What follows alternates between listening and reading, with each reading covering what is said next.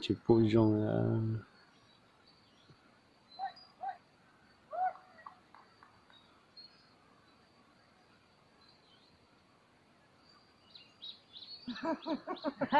mẹ con chó tí chết mẹ này.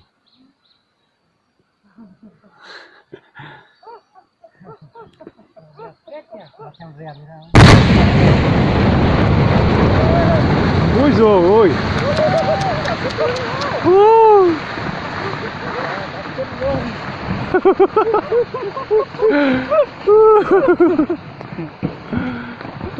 Con chó chết rồi.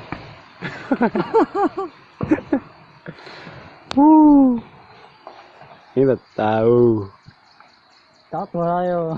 Cái thằng tôi ấy. To không?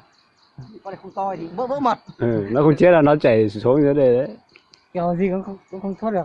Vẫn bỉ đấy, bỉ đấy. Tôi tỏ hú rồi. Liều mạng. Mấy con chó này cũng liều thật đấy.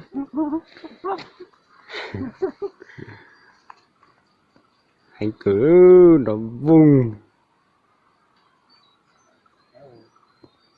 Nó đứa chết rồi mà. Ô đấy mới chạy về đây này. Con này mất vía. Đấy nó dính hết đất rồi này. Tai luôn. Mày sắp chết bây giờ thì ăn trưa đây. Sợ đã phải con này. Bỏ nhà đi vài ngày.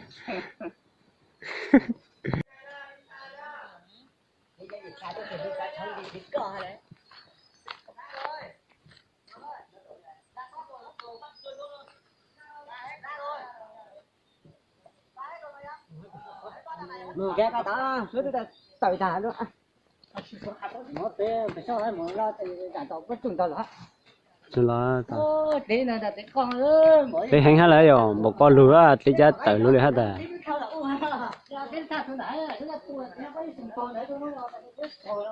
Ừ, sẽ dùng trả được. Sẽ dùng trả được. Bao nhiêu hạt lấy thái吃了了。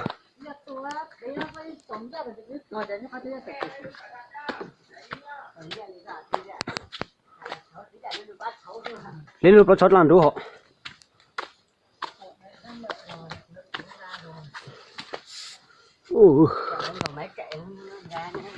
Lúc rồi đâu. Thế cho con lên để biết chuột thấy gì ra thôi mà. Nhớ là tôi mà tôi thấy nó gại. Cái ta đi rồi tóc. Theo. Đâu. Sứt tà luôn. Đấy nhá, ngửa mặt lên mà nhìn nhá.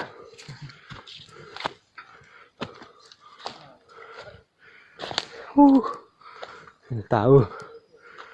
Đi đi luôn kia lên đi.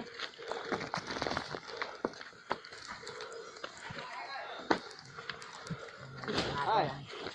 Nhìn cái chân nó mà lên chơi. Không nhìn cái chân tôi tặng nó tôi chặt không là tặng nó tôi. Họ nói thì tôi yêu phở không. Tôi tiền nó không tặng nó. Sao cho nó tặng nó tụt tả đâu.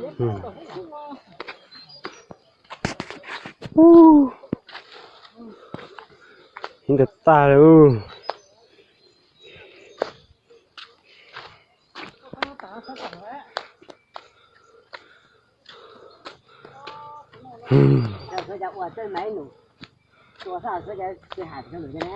Chả tôi hạ mình chứ ha thôi. Tao hạ.